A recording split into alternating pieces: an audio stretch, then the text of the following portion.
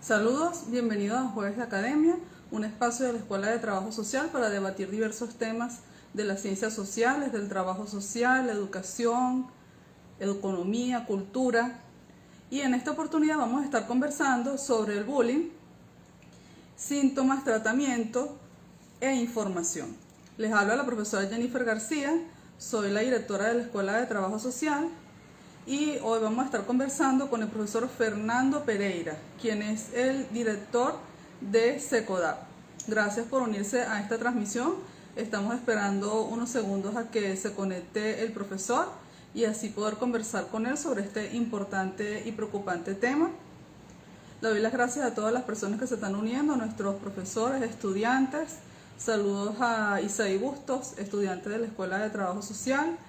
También las personas que se están uniendo en este momento a la transmisión. Gracias por conectarse. Para las personas que se acaban de incorporar, les informo que hoy vamos a conversar con el profesor Fernando Pereira sobre el bullying, síntomas, tratamiento e información. El profesor Fernando Pereira es el director de SECODAP y en este momento estamos esperando que se una a la transmisión para contactarlo y poder comenzar nuestra conversación con él. Gracias a todos por unirse a esta transmisión. Aprovecho para decirles que Jueves de Academia es un espacio que tenemos todos los días jueves para debatir diversos temas de las ciencias sociales, del trabajo social, educación, cultura, política, economía, derechos humanos. Aprovecho para saludar a Laura, que nos escribe desde República Dominicana. Muchas gracias, Laura, bienvenida. Ya llegó nuestro profesor, ya llegó nuestro invitado. Vamos a invitar web vía digital y así comenzar nuestra conversación con él. Ya está cargando la imagen. Profesor, ¿cómo está? Un placer tenerlo con nosotros. Escucha. Profesor, ¿me logra escuchar? Sí, perfecto, Jennifer, ¿cómo estás? Bien, profesor, gracias por aceptar nuestra invitación. Estamos muy contentos de conversar con usted. A ustedes, a ustedes. El placer Gracias, es todo mío. profesor. Bueno, ya le estaba informando a las personas que están uniendo a esta transmisión que hoy vamos a conversar sobre el bullying, síntomas, tratamientos de información. Ya tenemos con nosotros a nuestro invitado especial, el profesor Fernando Pereira, quien es director de la Asociación Venezolana para la Promoción y Defensa de los Derechos de la Niñez y Adolescencia, Buen Trato y Convivencia Pacífica. Y bueno, profesor, para no extender tanto esta presentación, voy a decirle quién es nuestro invitado. Sí, efectivamente, el director de SECODAP, esta organización que acabo de describir, él es educador, orientador, escritor, fundador y director de SECODAP, como ya les he venido comentando. Vamos a conversar entonces con el profesor sobre el bullying, síntomas, tratamiento de información. Sin más preámbulo, profesor, entonces lo escuchamos. Gracias. Bueno, nuevamente gracias por abrirme este espacio, esta ventana y pues la confianza en poder establecer esta comunicación, ¿no? Bueno, como mencionabas, el bullying o el acoso escolar, que es el término que utilizamos en Hispanoamérica para definir este fenómeno, no hace otra cosa sino que describir, reconocer y visibilizar un fenómeno de violencia, una violencia que se da entre pares y en este caso, pues la definición, la persona que acuñó el término, Dan Olgus, un psicólogo noruego, pues se refería a todos esos casos donde hay un niño, un adolescente que busca someter a otro, controlarlo socialmente, aislarlo, siempre con la finalidad de hacerle daño, de hacerlo sufrir. Y, y esto pues se realiza de manera sistemática, reiterada, en la presencia de otros testigos, que es otro de los elementos fundamentales y relevantes para que estemos ante la presencia del bullying, que es que se realiza delante de un grupo que es el que de alguna manera legitima, le da poder le da la ascendencia pues que está buscando el agresor, ¿no? Entonces, ahí tenemos como los elementos característicos de este tipo de violencia que se manifiesta casi siempre lo más evidente de manera verbal, a través de palabras, de eh, agresiones, palabras ofensivas, motes, utilizando el arma, la palabra como el arma para agredir, pero también se expresa pues físicamente a través de todo tipo de golpes, patadas, cachetadas, agresiones a la persona o también a sus bienes, útiles escolares, morrales, ¿no? Entonces siempre buscando la forma de hacerle daño y el que probablemente se menciona menos, ¿no? En las actividades que nosotros tenemos con estudiantes y con docentes y familias permanentemente, siempre es el que menos se menciona, pero que tiene un alcance importante, que es el relacional, el que busca aislar, invisibilizar, el que excluye a un estudiante de los equipos, de los juegos, de las actividades escolares, de alguna celebración. No es solamente que yo no me relaciono con él, sino que el acosador busca que nadie se siente con él, que nadie lo invite. O sea, si lo invitas a él, entonces no estás con nosotros. Y es esa práctica eh, que los muchachos definen como el invisible, el nulo, ¿no? Hacerte completamente a un lado, que genera heridas emocionales muy importantes, ¿no? Muchos de esos casos dolorosos, dantescos que vemos que terminan en esas agresiones masivas, matanzas, ¿no? Que hemos lamentablemente visto en las últimas décadas, muchos de ellos tienen en su raíz y su origen este tipo de acoso relacional que es el que duele más, ¿no? Porque los muchachos lo definen como la muerte, es como la muerte social, la muerte emocional, y es la que lleva justamente a tomar decisiones drásticas y utilizar la violencia contra sí mismas, personas que lo rodean, ¿no? Después de tanto dolor generado por sentirte un cero, como también dicen los muchachos, ¿no? Un cero a la izquierda y alguien como que estás ahí, pero que no te ven, que no te hablan, que no te toman en cuenta, como si no existiera, ¿no? Ese manifiesta en que incluso duele más que los golpes o que las palabras ofensivas. Sin duda, el, el papel de las redes sociales hoy en día tiene una trascendencia pues que ubica el acoso escolar en otro nivel porque el carácter de inmediatez, la llegada, el alcance que le da pues una publicación hace que se convierta en un fenómeno eh, mucho más presente, pues ese video, esa imagen puede hacerse viral y para muestra un botón, ¿no? O sea, en los últimos meses en nuestro país se ha hablado muchísimo del tema porque pues algunas autoridades, el fiscal general, han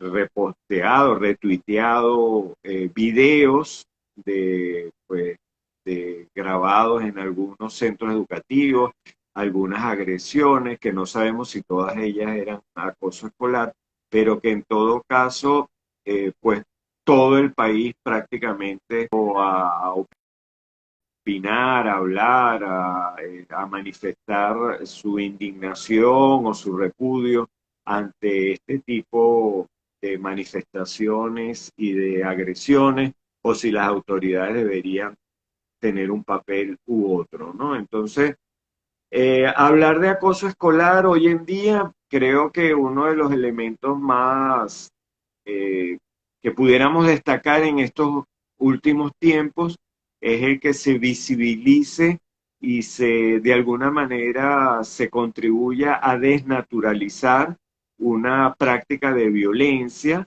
que todavía, a pesar de ello, todavía encontramos con frecuencia en las comunidades, en las escuelas, en las actividades que realizamos, todavía encontramos adultos, padres, maestros, colegas, que al día de hoy plantean, bueno, nosotros también cuando éramos pequeños nos hicieron cosas de esas y aquí estamos.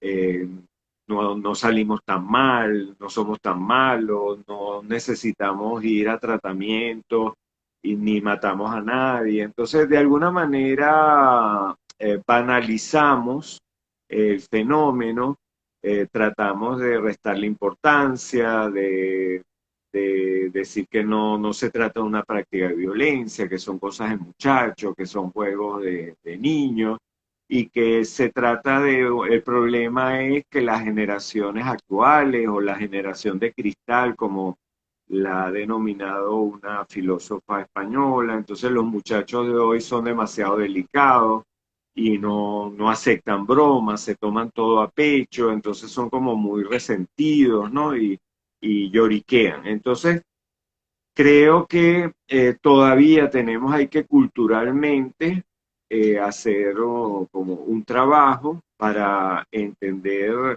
eh, que muchos de nosotros como adultos sí fuimos afectados y que a veces ni siquiera tenemos la capacidad de reconocerlo, ¿no?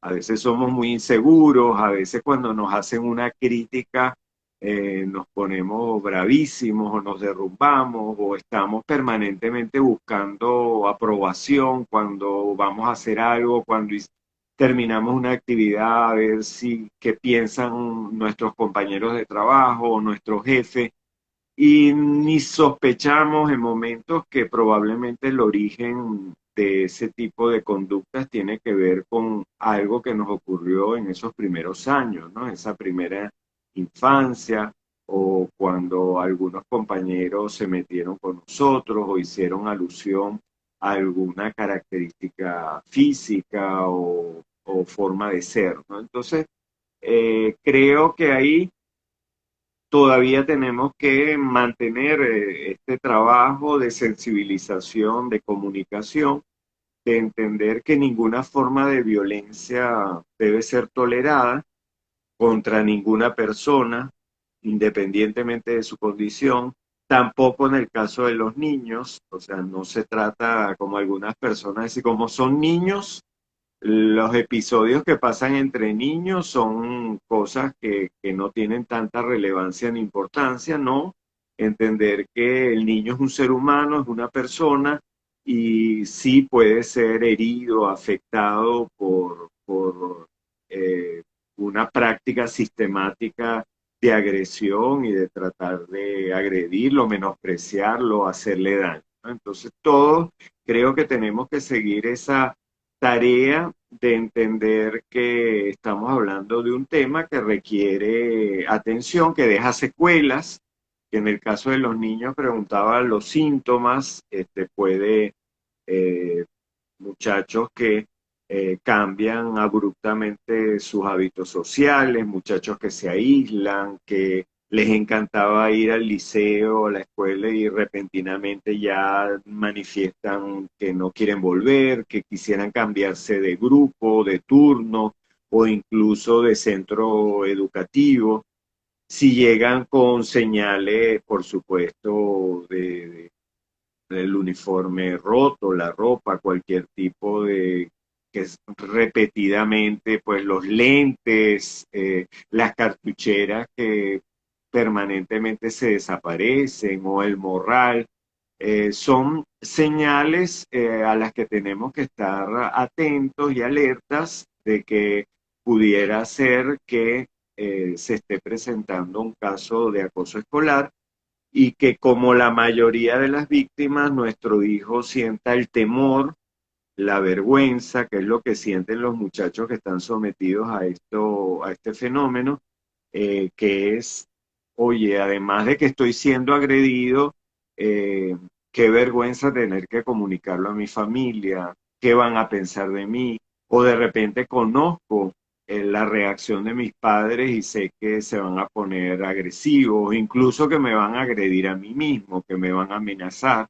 que van a sentir vergüenza de tener un hijo o una hija que no se sabe defender o con estas características. Y es muy común que los muchachos pues lo oculten, no lo comuniquen, o incluso también otro de los elementos clave es que reciban amenazas, ¿no? Los muchachos que los acosan, además de todo, pues los amenazan de que si se lo dicen a algún adulto, a un familiar o a un docente, pues lo van a agredir más y va a pagar las consecuencias. Entonces, entender que todo eso está allí dando vueltas y de ahí la importancia que como adultos estemos pendientes y como familias y docentes, pues sepamos que el acoso escolar está más presente de lo que a veces pensamos, solo que la diferencia está en que lo queramos ver o miremos hacia los lados.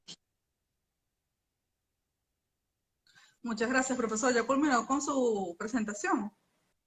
Sí, sí, yo creo que pudiéramos intercambiar.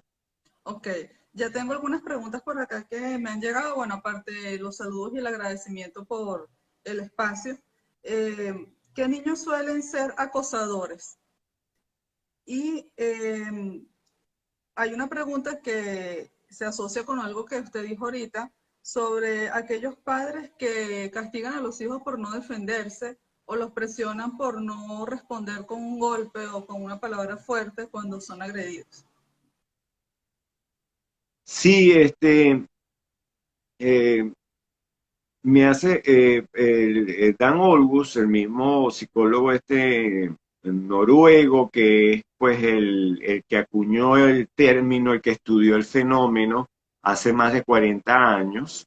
Eh, Todavía encontramos gente que dice que el bullying es una cosa de moda, que se está hablando hace pocos años porque algunas figuras públicas, artistas, han hablado del tema. No, pues ya desde hace más de 40 años ya fue estudiado y fue, pues, la mayoría de los aspectos que conocemos hoy en día.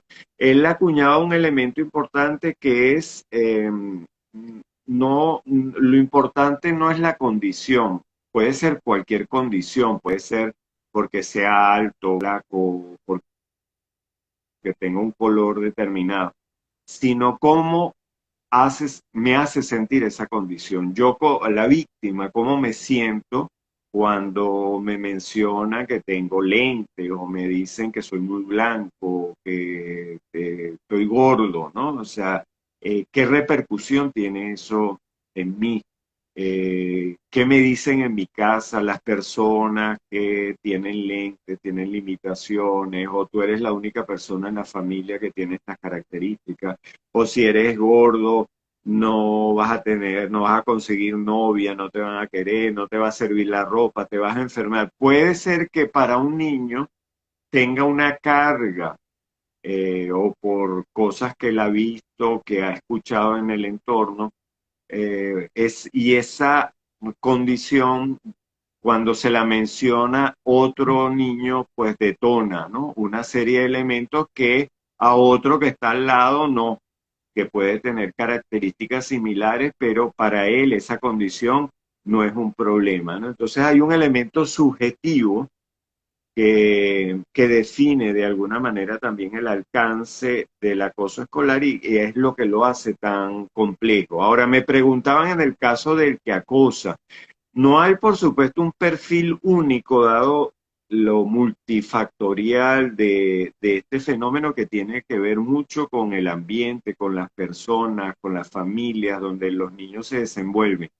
Pero encontramos, pues en las investigaciones, uno de los elementos característicos es que ese niño está reflejando, probablemente está repitiendo una conducta y lo que ha modelado, lo que le ha modelado en la casa. Con mucha frecuencia son muchachos agredidos en el entorno de la casa. Con frecuencia los padres, hermanos mayores, hacen con ellos, los agreden y cuando llegan al centro educativo repiten la misma conducta y buscan someter, buscan de alguna manera reproducir y vengarse, volcar toda su rabia en otro chico, ¿no?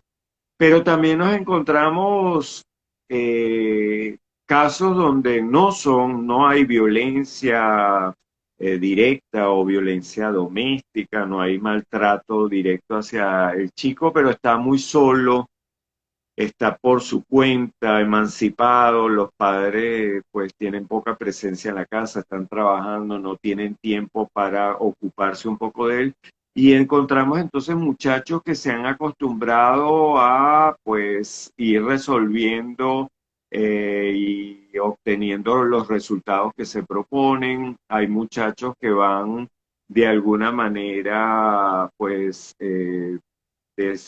socializando y criándose sin límites y en función de eso, pues cuando interactúan con los pares en la escuela, pues van reproduciendo ese tipo de relaciones que a veces las viven en la comunidad y en su entorno, ¿no? Entonces, no encontramos un perfil único en el caso de los acosadores, pero sí encontramos con mucha frecuencia que en el caso, por ejemplo, de las escuelas, las familias de los acosadores le cuesta mucho más asumir, reconocer que tienen un hijo, una hija que está acosando, que está agrediendo, y eso complica mucho más el abordaje de los casos, ¿no? Normalmente quien reconoce es la familia de las víctimas, que son los que están padeciendo de manera directa, son la mamá o el papá que va a las reuniones, que se preocupa por ver qué se puede hacer, que si le dicen que hay que ir a un tratamiento, a un psicólogo van. Al contrario, pues lamentablemente de muchos de los casos de acosadores, donde pues a veces las familias de alguna manera trasladan al niño o a la víctima, a la familia de la víctima o a la propia víctima, ¿no? En vez de estar pidiéndole a mi hijo que no se meta con él, que le enseñen a su hijo a hacer tal cosa, o que si es gordo rebaje, o que si habla mal aprenda a hablar. Entonces, si se burlan de él porque no pronuncia bien, pues que hable bien. Y entonces se está legitimando que nuestros propios hijos puedan convertirse en agresores de otros, ¿no? Porque hay que partir del hecho de que nadie debería ser agredido ni a nadie se le debería aplicar violencia por ser como es, ¿no? La otra pregunta que se me olvidó era una de los acosadores y la otra. Si pudiera ahondar en lo que estaba comentando acerca de los padres que piden a los niños que se defiendan con golpes o con otras palabras duras cuando son acosados.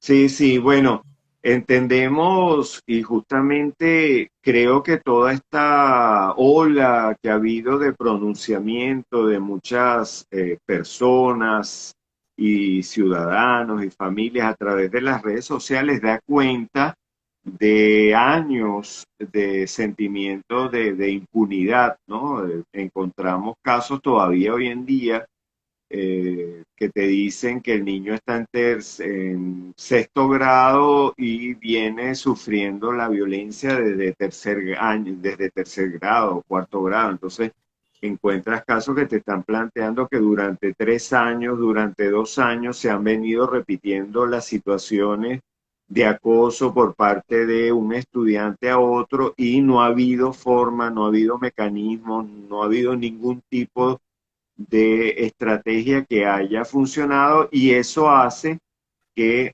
la situación pues se va haciendo cada vez más, se va intensificando y el dolor de la víctima, de la familia de la víctima, pues se va increciendo, ¿no? Entonces esta gente manifiesta con rabia, con dolor, con decepción de la inefectividad de las instituciones, de los centros, de los educadores, de las autoridades, de alguna manera, porque has hecho todas las diligencias, has tratado de buscar alternativas y en esos casos no ha sido así.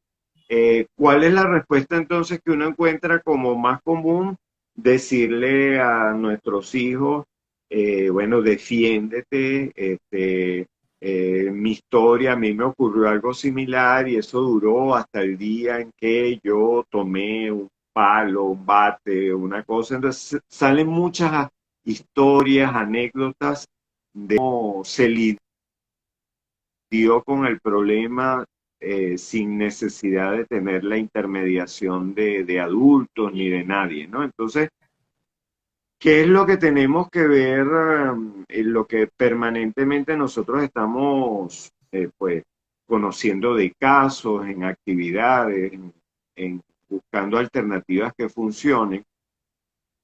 Si nosotros le decimos a nuestro hijo, a nuestra hija, desde los primeros años, que si tiene un problema, no reporte, no denuncie, no busque, sino que busque la justicia o busque dos o tres compañeros para que lo ayuden a tomar la justicia por su mano. Evidentemente estamos sembrando una semilla que nosotros hemos visto casos que después en la adolescencia no tenemos forma de recoger y a veces en la adolescencia tienen desenlaces trágicos, porque yo le enseñé a mi hijo eh, que la violencia es el único mecanismo reconocido, válido y efectivo para la resolución de conflictos, ¿no? Entonces creo que es un tema donde la familia tenemos que analizar, ¿no? Sobre todo en una sociedad un país violento como el que tenemos, con las cifras de violencia, este, ¿qué consecuencias va a tener este mensaje que yo le estoy introyectando a mi hijo y que no sé si él después va a tener la capacidad de discernir y decir esto solo lo usas en los casos de este tipo de personas y si mi hijo va a convertirse probablemente después, como ocurre, en un acosador, en un agresor, porque descubrió que él también puede utilizar la violencia como una forma de control. El segundo elemento, mira, como reflexión, nosotros conocemos de casos recientes que están actualmente adolescentes procesados en el sistema de responsabilidad penal porque de víctimas pasaron a victimarios, ¿no? Ellos hicieron lo que les dijo la familia en la mayoría de los casos, pero le generaron lesiones a esa otra persona. Entonces, bueno, hoy en día están en temas de justicia penal, Ministerio Público, todo ese tipo de cosas, porque nuevamente mi hijo se convirtió en una persona que le causó daños y penalmente eso está sancionado cuando le generas daños a otra persona. Eh, Entendemos la desesperación, entendemos la impotencia que a veces los padres sienten. Nosotros insistimos con los muchachos que no es lo mismo decir, mira, nosotros somos pacíficos, no es lo mismo que ser pasivos. Aguantar los golpes, no vamos a hacer nada, no podemos hacer nada, no. Nosotros vamos a tomar las medidas, vamos a reaccionar, vamos a aprender a poner límites, vamos a hacer las quejas, vamos a ir a todas las instancias. Yo como papá o como tu mamá te voy a acompañar, estoy contigo, te voy a proteger, pero entender que eso no se hace la idea de que es con un bate o con un palo, es la forma de que nosotros podemos hacernos respetar. Ojo, hay niños que sin que el papá le haya dicho que haga eso, hay niños que les llegó la gota que rebasó el vaso, el niño tuvo una reacción ante una situación y nosotros eh, planteamos que no es que vamos a sancionar al niño, a castigarlo, no. Entendemos, hablamos con él, le preguntamos cómo se sintió, qué le pasó, pero entendemos que fue una reacción natural, espontánea que él tuvo de reaccionar ante un comportamiento abusivo que ya le había. Entonces es distinto a ese elemento cuando sale de una expresión del niño con la que podemos ver, analizar las consecuencias, cómo se sintió y ver qué consecuencias ha podido tener su actividad, a que cuando se hace por un mandato y cuando tu papá te dice que si tú no haces esto, o tu mamá, como hemos encontrado casos, tú no eres un varón, tú no eres un hombre, tú tienes que, entonces tú eres una persona que no se respete. Mire, en nuestra cultura decirnos a un varón, a un niño, que nuestro padre o nuestra madre nos diga que no somos varones, que no somos hombrecitos, que pues ha llevado a algunos niños en comunidades pues a actuar en consecuencia y lamentablemente perder la vida prematuramente o ser seriamente lesionado. Entonces, midamos las palabras que podamos expresar con nuestros chicos, los mandatos que les estemos dando y entender que nosotros siempre vamos a estar ahí para ellos y que vamos a acompañarlos a poder salir y enfrentar esta situación. Si requieren acompañamiento terapéutico, que es otra cosa que no nos debe avergonzar, nuestro hijo, nunca justificamos la agresión, nunca justificamos que se metan con él por su condición, pero sí podemos, un profesional de la salud mental, probablemente analizar con nuestro hijo o nuestra hija por qué se siente tan mal o por qué se desmonta o por qué se le cae la autoestima al piso cuando alguien le menciona algo, una condición o alguien le hace ver cómo es. Entonces, puede ser que le ayude mucho hablar con un profesional para ver en su historia qué significa eso que le están diciendo, cómo abordarlo y que él pueda entender que todos nosotros somos más que como nos vemos o que la condición que alguien nos quiera atribuir, ¿ok? Entonces, ese puede ser otro elemento interesante porque encontramos hoy en día muchos hijos únicos, por ejemplo, por las tasas de fecundidad, por el costo de la vida, por todo el ritmo de la modernidad, encontramos muchos hermanos o hermanas únicos que se convierten muchas veces en unas de las víctimas, porque nos hemos criado en un hogar donde no tenemos pares, donde nos hemos socializado con adultos, entonces no estamos acostumbrados a relacionarnos, a poner límites con otros chicos que están más o menos en nuestro mismo proceso de desarrollo, que eso lo van aprendiendo, por ejemplo, en ambientes donde hay hermanos, primos, y hogares donde hay la presencia de varios niños. Entonces, ese fenómeno, por ejemplo, requiere en algunos casos que nuestros hijos aprendan a relacionarse, a socializar, a resolver conflictos, a desarrollar habilidades sociales, asertividad, a decir no, que probablemente en casa no hemos tenido que ejercerlo, que aprenderlo, porque no lo hemos necesitado. Muchas gracias, profesor. Tengo más preguntas. Una de ellas es que puede opinar o informarnos sobre la ley contra el bullying o contra el acoso escolar que se está mencionando últimamente en Venezuela. También acá nos pregunta una de las personas que está conectada, aparte de la difusión por redes sociales de las situaciones escolares, ¿cree usted que habrá algún tipo de incidencia o tiene algún tipo de incidencia la vuelta a clases luego de la pandemia. Preocupa el volumen a nivel nacional, digamos, el volumen de casos. Si la pandemia, digamos, tuvo alguna incidencia pues en este fenómeno y el repunte Sí. de los casos. Oye, tú sabes que empíricamente nosotros casi que diariamente vamos por lo menos a un centro educativo y en todas partes nos han reportado, no hemos tenido todavía un centro donde nos hayan dicho que no ha habido un aumento post pandemia. Entonces, en todos los centros, eh, claro, no puedo decir que sea algo científicamente, porque la mayoría están aquí ubicados en la Gran Caracas, pero en estos centros en la Gran Caracas que nosotros hemos estado, en todos reportan un aumento después de la pandemia. Nosotros le preguntamos, por supuesto, que por qué lo dicen.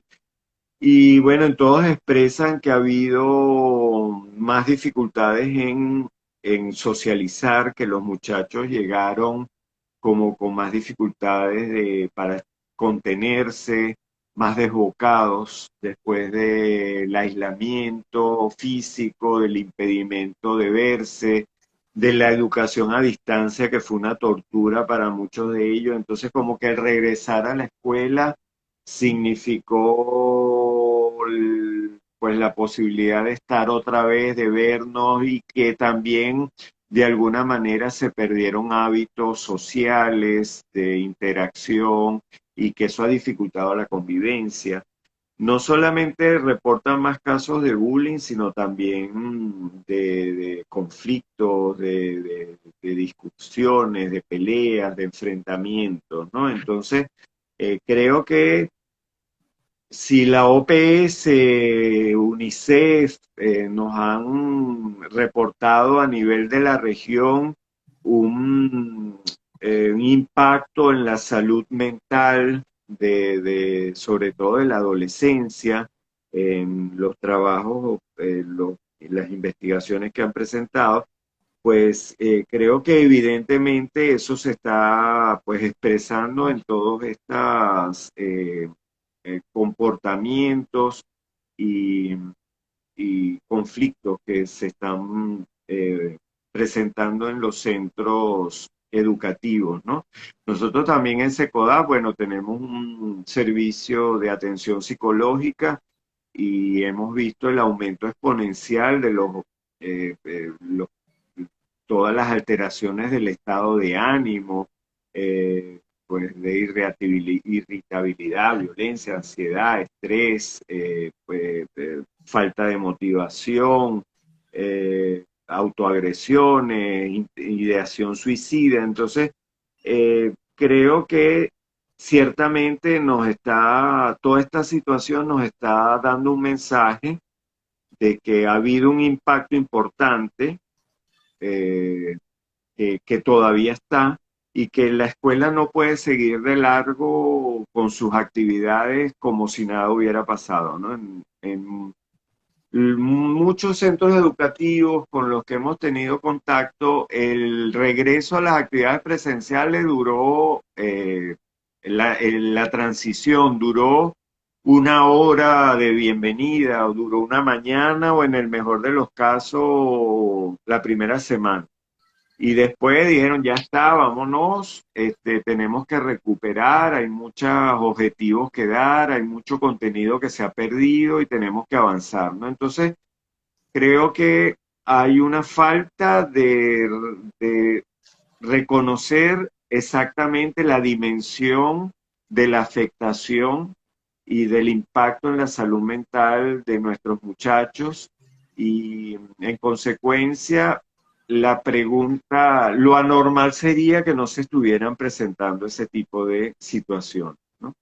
Eh, lo normal debería ser que la escuela estuviera dando espacios para abordar estas situaciones de cómo se siente, fomentar el encuentro, el intercambio, que los muchachos puedan identificar, darle nombre a esas emociones, elaborar esos duelos, pérdidas, que tuvieron físicas, pero también por la migración, por la pérdida de proyectos de la familia, por los muchachos que se ven sin salida, que no saben si ya van a poder seguir estudiando, si la universidad a la que querían ir seguirá funcionando, si su familia va a poder costear el estudio en esa academia que él había pensado.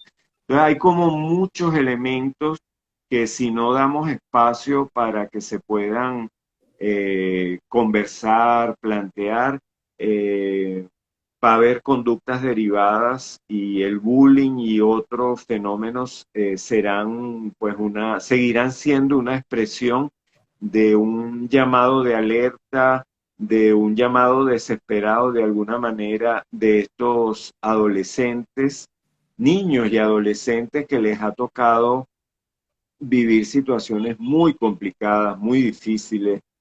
Pues hay gente que se refiere a ello, decía anteriormente, como la generación de cristal, que se rompen de nada, que se quejan de todo.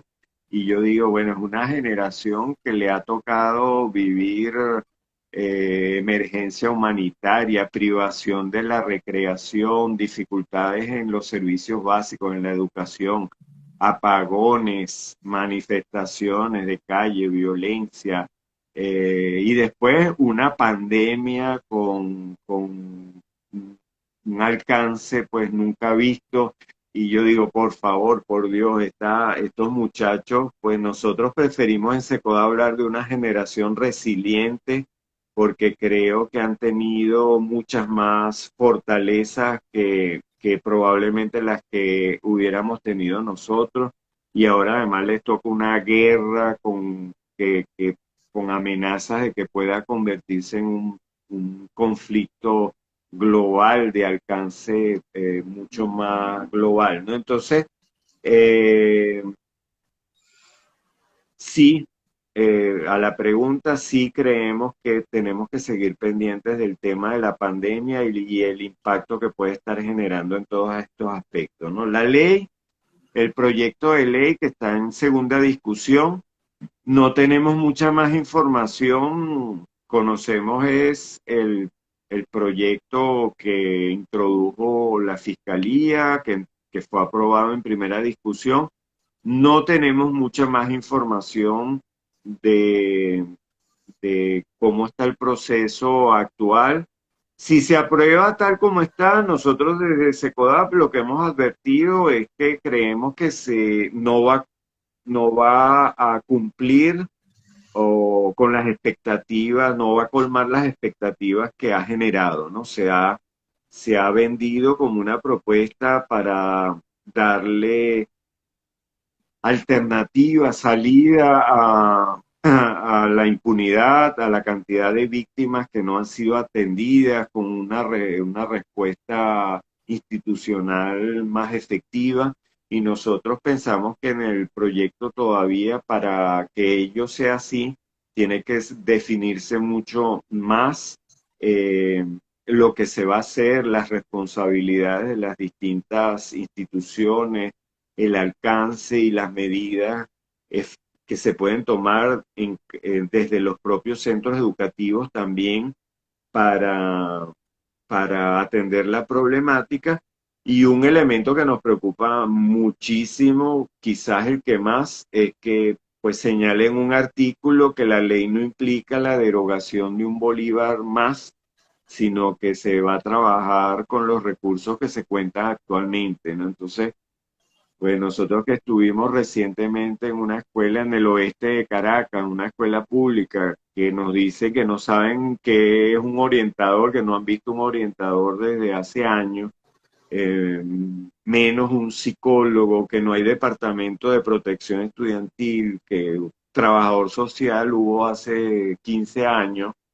eh, por favor, los centros educativos necesitan contar con su plantilla completa, por ejemplo, para que los muchachos tengan una guiatura para poder atajar la mayoría de las situaciones y los conflictos necesitan espacios donde puedan dirimir sus conflictos, sus quejas que institucionalmente puedan ser canalizadas. ¿Cómo se hace eso si no hay guiatura, si no hay la hora que tienen para orientación y convivencia, creo que se llama hora, entonces no la están dando porque es la misma profesora que da castellano y entonces como no hay otra profesora, ella tiene que darle prioridad, apoyar a otras clases, la asignatura de castellano que es más importante o la de inglés o la de matemática. Entonces, estamos de alguna manera desconociendo condiciones,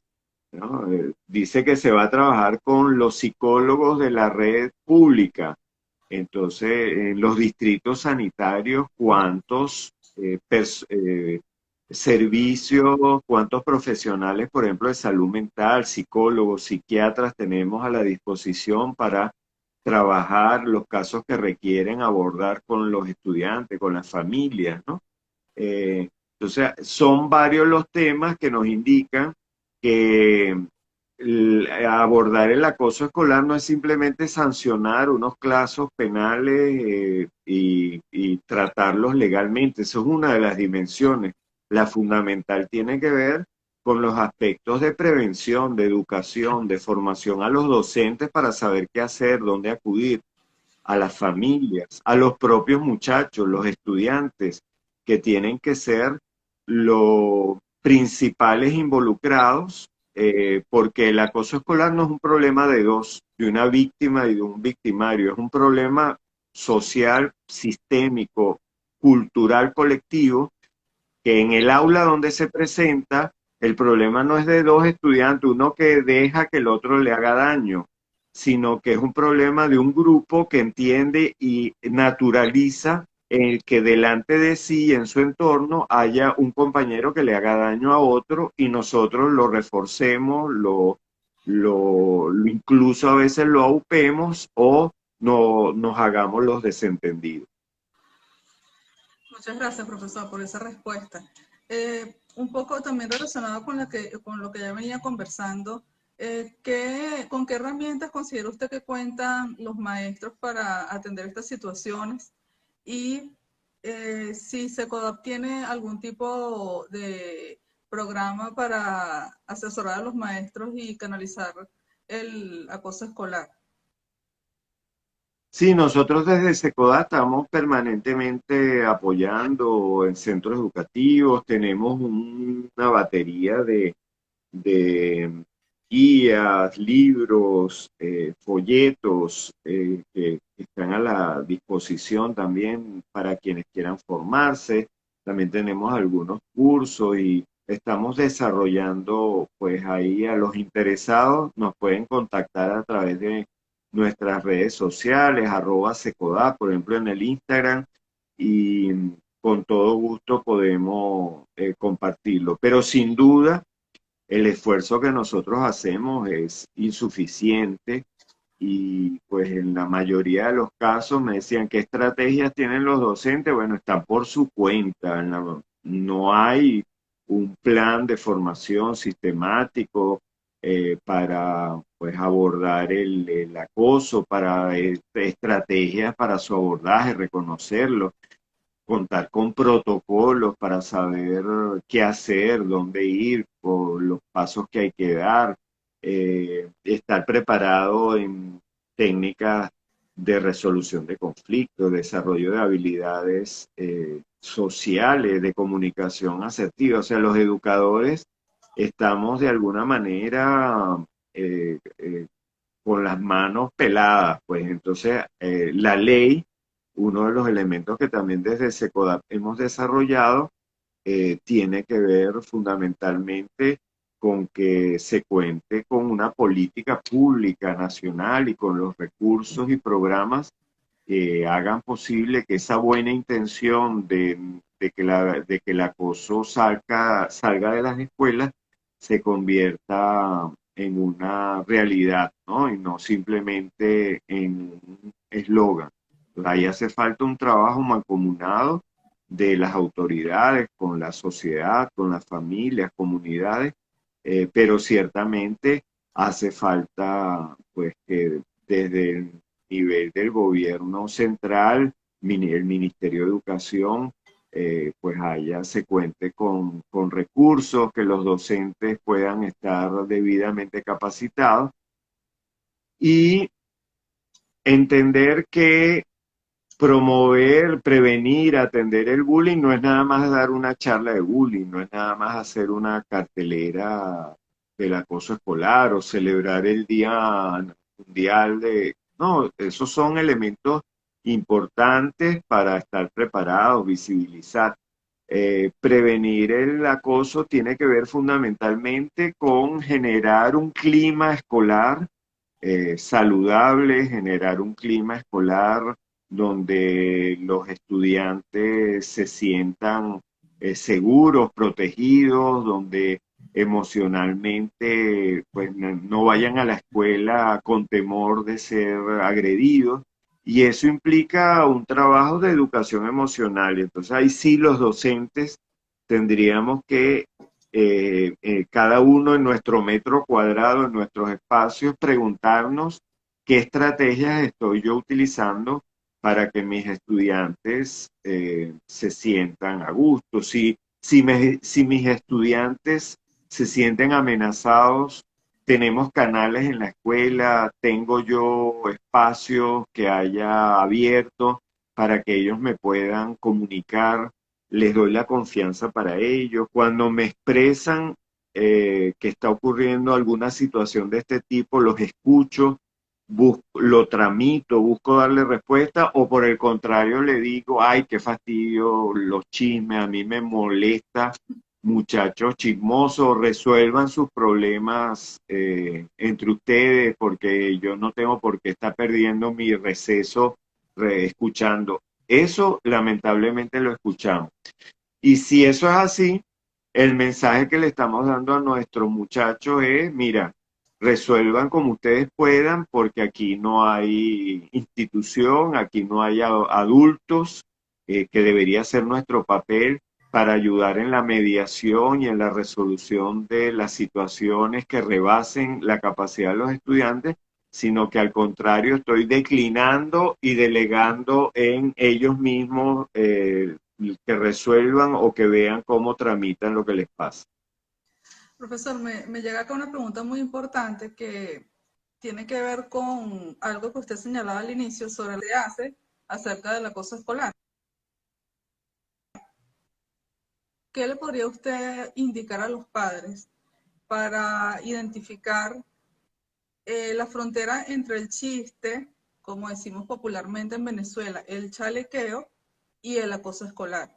Porque un chiste, bueno, en todos los ambientes los hay, pero ¿en qué momento ya esto deja de ser algo jocoso o algo cotidiano o algo normal de la cultura del venezolano que se dice que es muy alegre, a una situación que debe ser ya atendida y digamos, canalizada?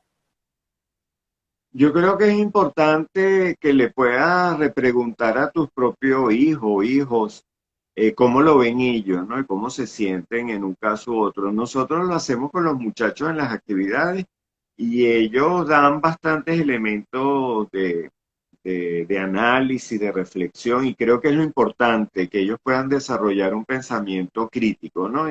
Y entonces, por ejemplo, cosas que ellos nos plantean, ellos nos dicen, profe, el chalequeo, sin chalequeo la escuela es aburridísima, cosa que me parece dolorosa que nos digan a los profesionales, ¿no?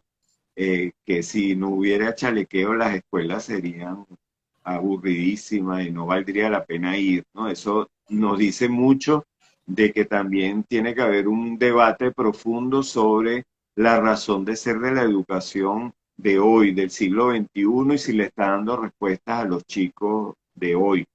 Si la educación no les da respuesta, seguirán aumentando este tipo de fenómenos de bullying, retos peligrosos, cualquier tipo de elemento que probablemente motive más y le meta más adrenalina a los muchachos, que debería ser lo que la educación generara y les inspirara. Pero los muchachos te dicen, chalequeo lo hacemos para pasarlo bien, para echarnos bromas entre nosotros. Entonces, un elemento que te distingue del acoso, el acoso hace daño. El acoso siempre es para hacer sufrir. Entonces, ellos te dicen, ¿dónde está la barrera? El consentimiento. Entonces, podemos echar broma mientras ninguno se sienta mal. En el momento en que uno se sienta mal, lo expresamos y el grupo entiende y paramos. ¿Ok? Pues somos amigos. Ahora, si tú sigues y si tú persistes y si tú pasas esa barrera, le estás haciendo daño al otro, ¿no? Entonces, el límite debería estar en el consentimiento, en que yo no me sienta mal, en que con la broma que estamos echando lo estamos pasando bien. Ahora, los muchachos son seres humanos, pero además en formación, están creciendo. Entonces, ellos mismos también te dicen que a veces la línea es bien delgada, ¿no? Y a veces pasas, sin darte cuenta, pasas de un lado al otro, ¿no? Y que con mucha frecuencia puede el chalequeo convertirse en acoso. Entonces, ahí debería permanentemente estar reflexionando con ellos sobre el tema de que hacerle daño a otro por la condición que tenga, porque sea mujer, porque sea hombre, porque tenga una orientación sexual distinta, porque tenga otra religión, otra apariencia, por cualquier razón, pues no es algo que puede ser justificado y que podemos entender dentro de nuestro ecosistema, ¿no? Familiar, escolar. Creo que ahí debería ser una de la brújula que deberían tener nuestros muchachos para poder discernir cuándo sí, cuándo no. Exacto, profesor. Eh, ¿A dónde pueden acudir los padres en búsqueda de información que sea digamos, de fácil eh, acceso, que, digamos, también sea para el público general, no solamente para profesionales, y que les permita educarse sobre este tema para enfrentarlo en caso de que se le llegue a presentar a uno de sus hijos o en su entorno? Oye, ahí hay mucho material, hay mucha información eh, en, en internet, pues dirigido, hay muchos ministerios de educación, por ejemplo, en nuestra región, que han elaborado guías, que han elaborado pues, orientaciones para los maestros, pero también para familias, ¿no? Entonces, creo que se puede buscar información a ese nivel. Nosotros en Secodap tenemos para niños, para adolescentes, tenemos material para maestros y tenemos algunos libros para la familia. Por ejemplo, hay uno que se llama Acoso escolar, ¿qué hacer?, que escribimos Oscar Misle y yo. Tenemos uno que se llama De lo que no se habla, donde tratamos un poco el tema del ciberbullying, del bullying en casa cuando nuestro hijo es víctima o agresor, y que lo hemos dirigido a la familia, ¿no? Y después, en el libro No me hace caso, ¿qué hago?, que trata un poco sobre crianza, crianza sin violencia, crianza respetuosa. También dedicamos varios capítulos a reflexionar qué deberíamos hacer en casa para prevenir o cuando se nos presenta que nuestro hijo es la víctima o nuestro hijo es el agresor. ¿En qué edades es más común el acoso escolar? ¿En la adolescencia, en la niñez? Mira, buena pregunta. En, a partir de cuarto, quinto grado, se hace como más evidente en primaria, ¿no? Pero los niños son como más básicos, lo esconden menos, o sea, es más fácil darse cuenta, es más físico. En bachillerato, los adolescentes tienen como más la capacidad de hacerlo y de que no el adulto no esté presente, no se dé cuenta, ese tipo de cosas, ¿no? Eh, pero ya se presenta y lamentablemente estamos viendo que cada vez más prematuramente. También hay todo este tema de las redes, del manejo, de los niños que están teniendo cada vez más prematuramente acceso a información, a series, a una cantidad de elementos que les sirven de modelaje eh, negativo en este caso. Estamos viendo como que ya en tercer grado, ya te están hablando en segundo grado. Entonces, creo que se está presentando pues prácticamente en todo el espectro de la educación, ¿no? En educación preescolar inicial, pues hay un debate de si se puede hablar de acoso, ¿no? Porque estamos hablando de una conducta premeditada. Entonces, ¿hasta qué punto un niño de educación inicial eh, eh, se propone, lo planifica? Entonces, algunos dicen que no hay la intencionalidad, ¿no? Que es un elemento fundamental del acoso. Pero otros autores están llamando la atención de que el germen, si un niño desde la educación inicial goza y se siente bien quitándole el juguete y todos los días le quita el juguete al otro niñito y ve que el otro niñito llora y eso no le hace que él pare, pues hay elementos allí que deben llamar la reflexión y probablemente que tomemos algunas acciones y estemos atentos. Profesor, hay algunos prejuicios que quisiera tratar con usted sobre el acoso escolar. Se dice que abunda en algunos sectores populares y que por lo general es allí donde, digamos, se presenta con más frecuencia. Quería saber si esto es así, si es más frecuente en los sectores de escasos recursos, en los sectores populares, este fenómeno o no tiene clase social.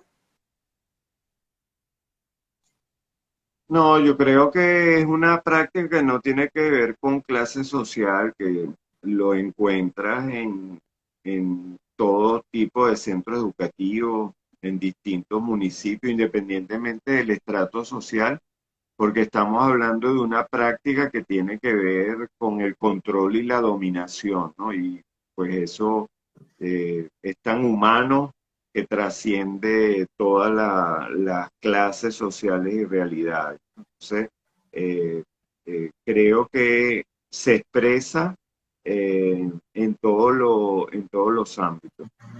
Ok, profesor. Bueno, profe, ya estamos llegando a la hora de transmisión y quería pedirle para cerrar, ¿qué perspectivas puede identificar usted sobre el acoso escolar en Venezuela y en la región?